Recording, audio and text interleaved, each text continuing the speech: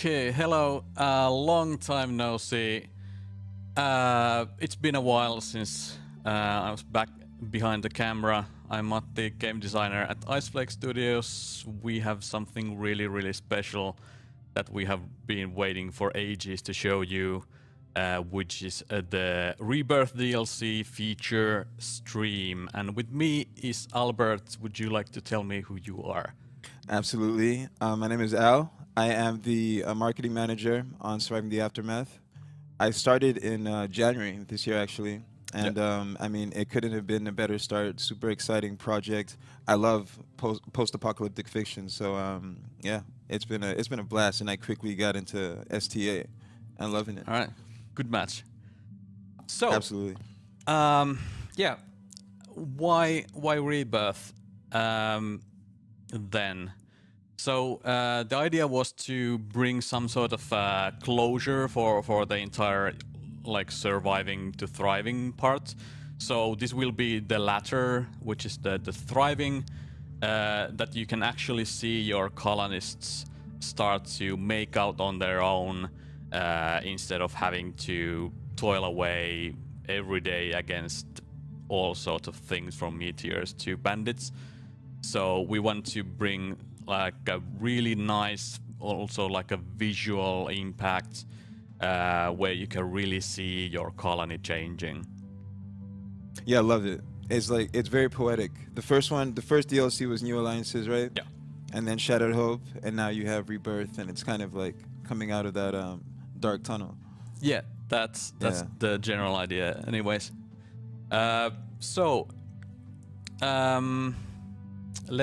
let's get down to it then. Show us what you got.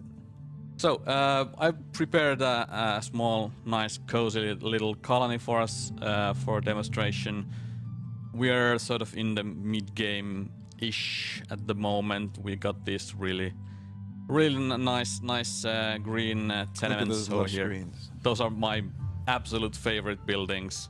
They house a lot of people. They look real nice as well.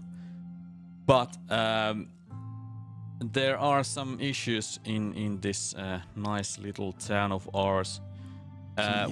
Some new issues, right? Yes. As you can see, the trees have gone a bit weird. They're not the usual selves. What is that? And that is called the blight. You can see it all in like every place, from these weird little mushroom thingies out in the front to deposits. There are sorts of veins going across the landscape, and the cause is this.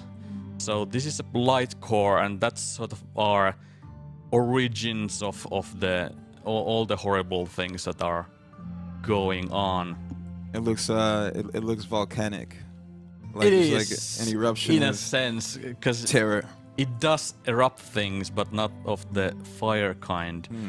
Because what it does, it spawns these annoying little columns, hives, nests, layers of all shapes and sizes, and those in turn spawn our new enemy types, which are these. What is that? Which are these blighted warriors in this case. You get different insect-like creatures that have been taken over by the blight, who are not quite themselves, but are also huge.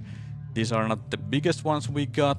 I got a question, because you know where I'm from, we eat insects. Can you eat them? You do use them, but you don't eat them per se. Oh. I think our colonists are a bit too picky. But glad that you pointed out, because we do have our insect farms with waxworms and crickets. So we do have insects as food. I know about those. Yeah, yummy. But these are a bit past their expiry date, I think. I mean, there are all sorts of bad things going on here, so I might skip that meal. You might have a bad stomach. Yeah. After eating that. But yeah, so these are our main enemies. Like I said, there are different ones. You have one of the bigger or basically the biggest enemies in the entire game. But the whole idea with these is that you use them. The way you get these blight sample gatherings going is that you are gonna complete a new quest chain, which sort of explains you the sort of origins of the blight and what you can do about them. That's right. So Rebirth is coming with a new quest. Yeah. And at the end of the quest, you unlock this. And what is that? So this is our like sort of the biggest building in this DLC. It's modular, so it grows as you add layers to it, and it unlocks the discoveries. And the Blight Lab accepts blight samples. You can bring here and level up the building itself. And I think if we put this one going and wait a bit, we should be able to see it happen. But the idea is that you develop the Blight Lab and it unlocks new buildings for you, new ways to fight against your new threats. All right, so that's the Blight Lab. Okay. Yes. You can also access it from here, from the UI. You don't have to go and search for it here. Right. But it allows you to unlock, for example, these purification posts. And what are you? You don't want food. You get food. Goodbye. And the purification post, which can be upgraded to this one, does two things. First, it allows you to collect blight samples from various different sources. So you can collect from the corpses of the insects we've already killed. You can collect from the diseased trees, and also from other sources. So that will get your sort of sample production going, but it's not the only way. So, how tough are these insects? Do they attack you, or do you have to go out and find them, or? Yes, and yes to both actually. So at the moment we have two hives here, one nest here that are visible, but there can be more under the fog. Right. So what they'll do is once they spawn enough enemies, they will attack you. They don't like you being around. They are sort of crazed from the blight. All right. So they will keep sending enemies back at your base. But I've left a few here for illustration purposes, but the thing you want to do is start pushing back as soon as possible. So once you see these spawning, you want to concentrate on pushing them back so they cause as little damage to you as possible. And one sort of old building that has been remodeled for this is the guard post. So previously it was more like a housing the guards, but now it will actually shoot back at your enemies. So it acts as an automated base like a for turret. that. Right. Yeah. So I built a few here. I think I should build a couple here as well. Yeah, that makes sense. Actually, let's. So what is this telling us? Is it like Mother Nature is mad at us? Mother Nature is mad, but also kinda gone a bit crazy from all that blight. So they are not really thinking straight. They just want to spread it and sort of attack anyone who gets on their turf. All right, so let's build those two over there. Yes, there goes the resources. And once you get the blight production going, you can upgrade the blight lab. Oh, Nicely done. So once an upgrade is complete, you can see what the sort of the main benefit of it is. In this case, this gives resistance to colonists, because the blight can actually infect your colonist, and it's a big deal in this case because there's no cure. Like usually for all the other conditions we got, there is something you can do about it. But in this case, there's nothing. Like it's rare, but it's lethal. It takes a long while to sort of actually gestate.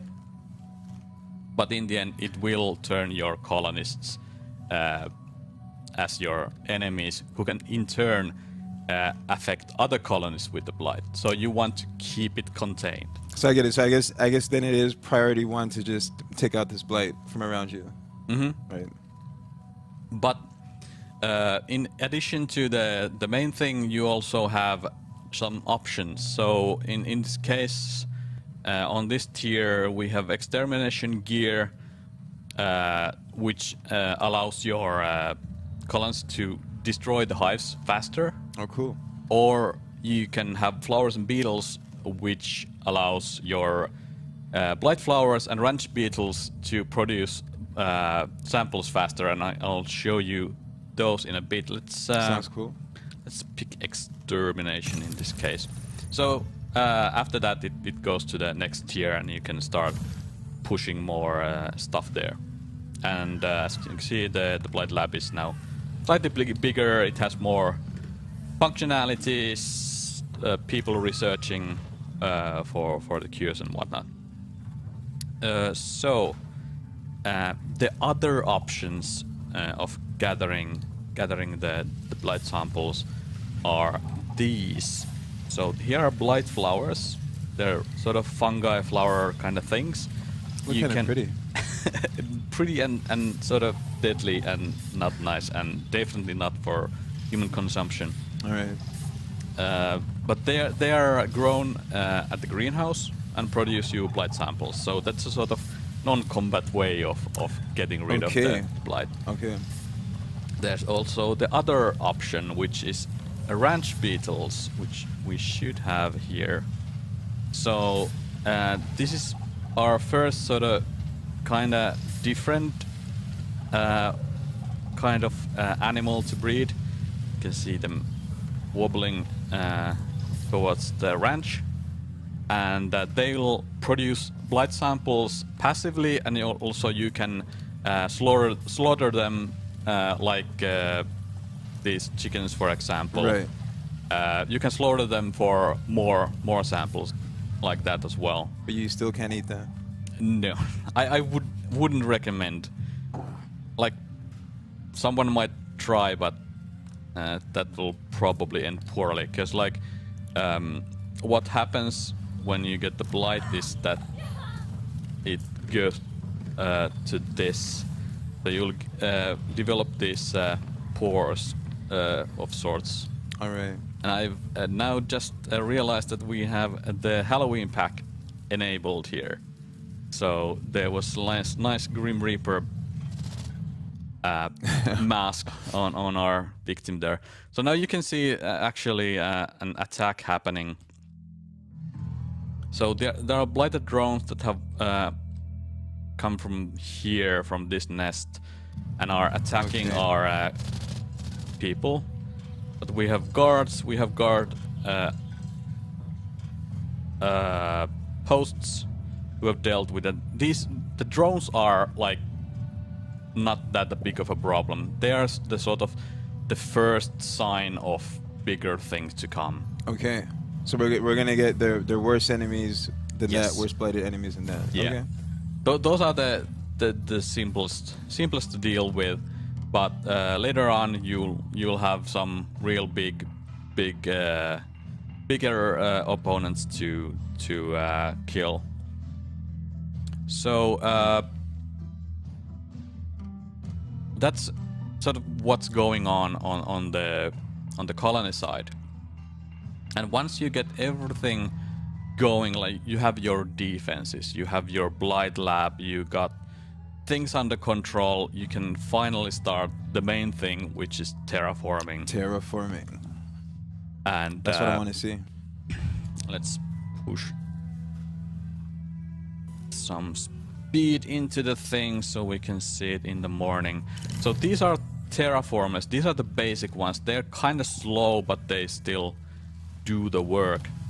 Oh, more attacks. Why are you bothering my... Ooh. Okay, good. There's quite a few. Well, we have... Those Garpos did. Yeah, they did their job. Yeah, I think that's... Yeah, and this, of course, happens. So, good luck with that.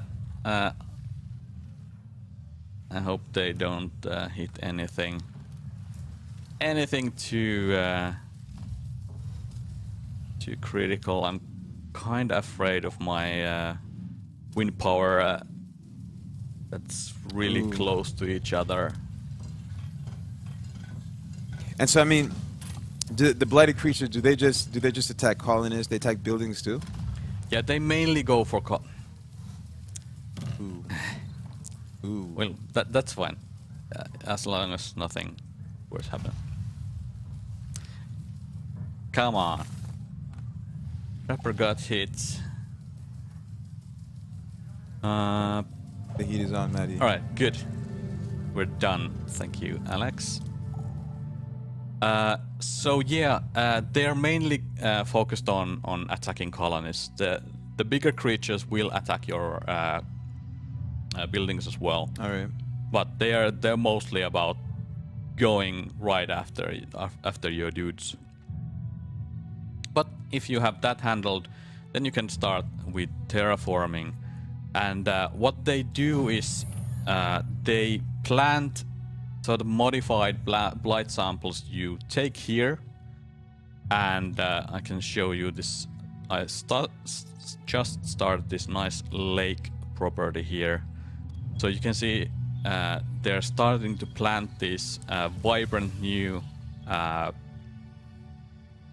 plants on their work area to turn any type of soil into a really lush, nice version.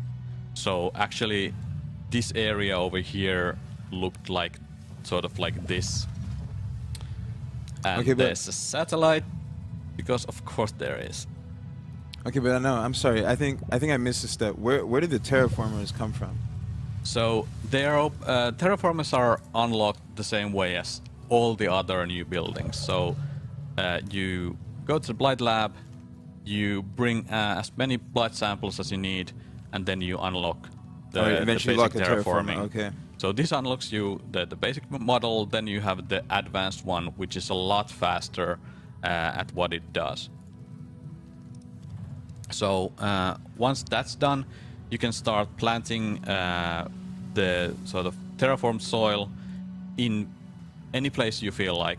I usually go for like turning the barren soil into the terraformed one, because it gives you most bang for the buck, right. So to speak. Right. And this is like a prime real estate for water production and all the fields and whatever you want. Also looks really nice. Yeah. And how do you decide like where you're gonna drop a terraformer? Does it show a field where you know that covers the area? Yeah. All right. Like it uses the same idea as the forester. So you got a work area, you set it. Let's say I want it there, and they start planting on this area. If you want to plant on a smaller, more controlled area, it's just alter the work area and let them work. All right. They will go back and forth, terraformer, to pick up samples, go plant them. If there is any, like at the moment there's 24 here, 24 there, so they are doing their job. Cool. And when a terraformer is done with its job, you can move it to a different location? Yeah, you can move the work area, but at some point you probably want to demolish these and build new ones closer, or start with the basic ones closer to your colony and then build the advanced ones further away as you terraform more area, because it also acts not only as boosting your production and making a real like visual difference in the colony. It also acts as sort of like a victory condition for the DLC, which you can see here. So the idea is to eventually terraform most of the colony, so Alright. that your people have a really like nice paradise-like safe space to build and live. All right. So how do you think it's gonna? How long do you think it's gonna take us to turn this wasteland all green? It depends. We have a difficulty setting in the main menu that you can select, and it sort of guides how tough your opponents are gonna be, how many insects are gonna come at your way, and some other means as well. So it will be probably it's gonna be faster than the main game victory condition of building the big bunker, but it will take some time. But if you have ranch beetles, flight flowers, you're actively engaged here, killing these blighted hives, the enemies, it should like eventually get you there. All right. One other cool thing that's probably something our players will like is that the purification post and extermination post both can also deal with pollution. Previously, it was a problem of people having to deal with pollution early on in the game and waiting up all the way up until you have the environmental station, which is pretty far in the tech tree. All right. So with these, you can collect the small pollution deposits, like this one. You'll still have to wait until the very end for the bigger ones, but there's something you can do to like clear more space for buildings and colonists, so that they don't get irradiated by those, which should be nice. Super cool. Yeah. Also, we have some stuff going on the world map as well, and here's our nice little colony, and everything surrounds it.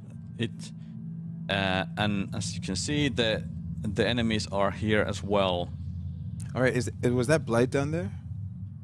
That's blight. There's some random blight and irradiation and toxic waste and everything nice that the post-apocalypse should have. Yummy. So you can also hunt the drones and the warriors here. If you need be. The drones are more docile. They just buzz around at their own pace.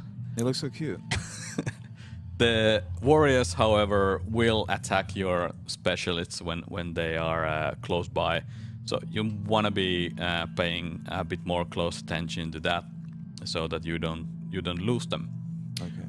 But there's other slightly more positive stuff as well with these hidden caches, which are like a randomized stash of goods that can be instantly collected instead of having to spend time collecting them like these normal locations. Right.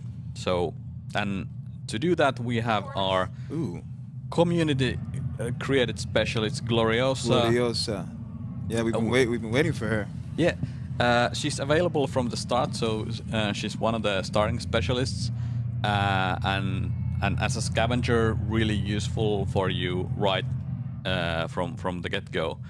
So with the hidden caches, you just go and you get the stuff.